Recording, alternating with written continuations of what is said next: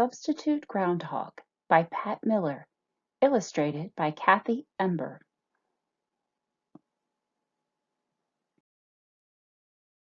The day before Groundhog Day, Groundhog woke up sick. His muscles ached and his throat hurt.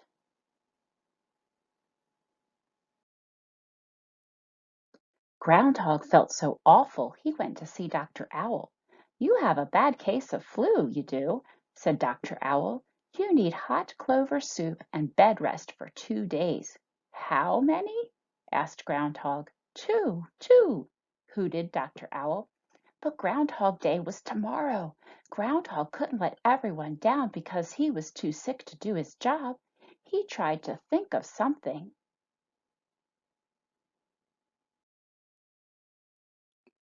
On his way home to bed, Groundhog passed the Hidey Hole Diner. He saw want ads from all the neighborhood animals tacked to a nearby tree. Skunk was looking for a roommate again. Mr. and Mrs. Duck were returning north and had their nest for rent. "I know what I'll do," Groundhog thought. "I'll advertise for a substitute groundhog. Weather teller wanted. No experience needed.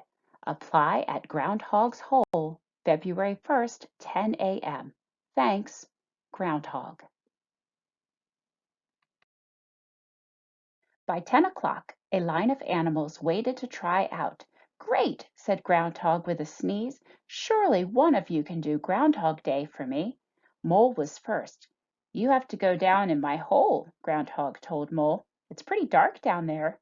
"No problem," said Mole. "My own hole is even darker."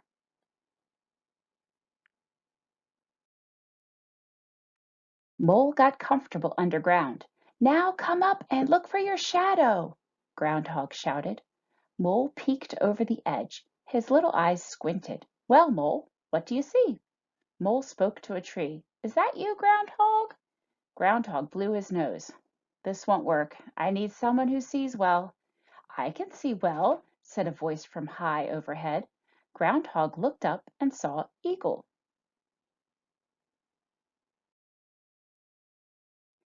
Eagle swooped down.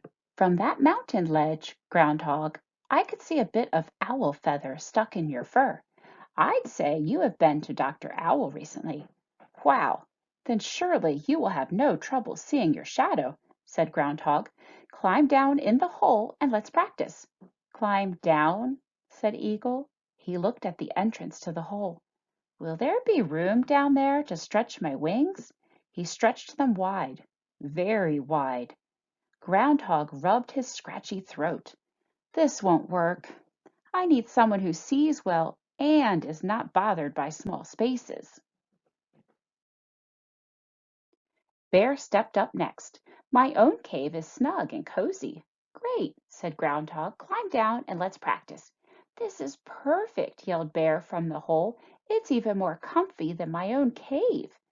"Come out and take a look," called Groundhog. There was no answer. Groundhog poked his head below ground. "Bear, come look for your shadow." The only answer was a deep, slow snore. Groundhog was frustrated. He needed a substitute who could see well, wasn't bothered by small spaces, and wouldn't fall asleep. "I can do it! I can do it! Let me try!"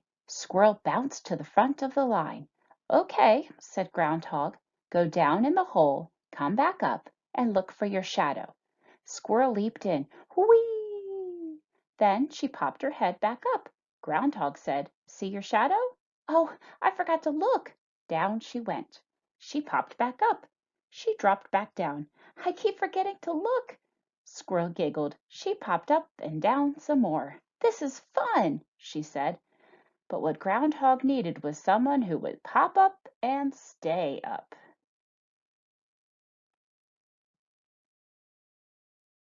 By now, Groundhog was feeling even worse.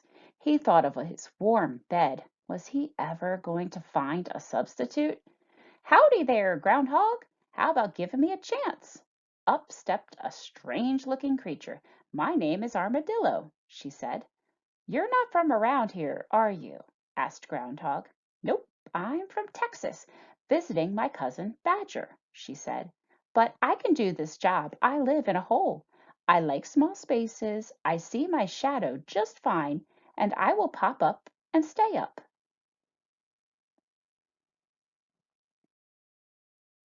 Groundhog wasn't so sure. Armadillo was a stranger from far away. What did she know about the weather here? But she did have all the qualifications for the job. All right, said Groundhog, let's see how you do.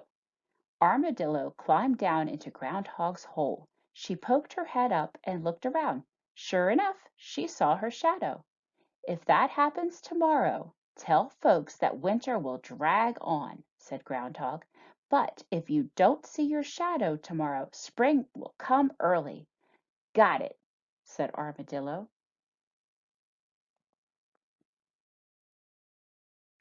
I think you're just the substitute I've been looking for, said Groundhog. You're hired. Thanks, said Armadillo. They shook paws. Then Groundhog climbed down his hole into bed. He sipped warm clover soup. He plumped his pillows and tucked his sore self under the flannel quilt.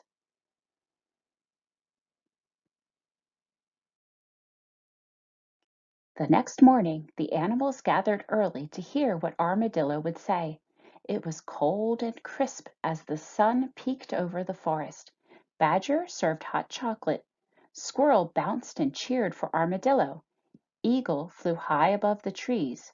Muddy Mole looked sleepy, and Bear was still in bed. The animals grew quiet as Armadillo poked her head up and carefully looked around. There, on the ground, she saw the shadow of her tiny ears and pointy nose. 6 more weeks of winter, she announced. Armadillo dropped back into Groundhog's hole. Did you hear that, Groundhog? 6 more weeks of winter. Groundhog groaned from his bed. How you feeling, Groundhog? Armadillo asked. A little better, but I'd feel a lot better if it was spring already, Groundhog said. Spring already? Said Armadillo. Say, that gives me an idea.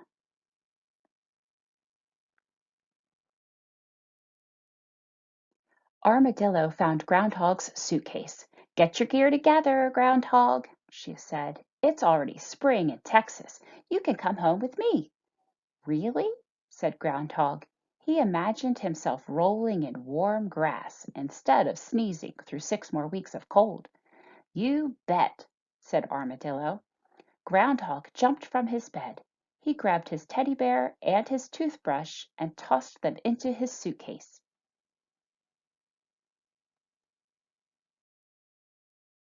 I've always wanted to see Texas. Do you think they have cowboy hats in my size?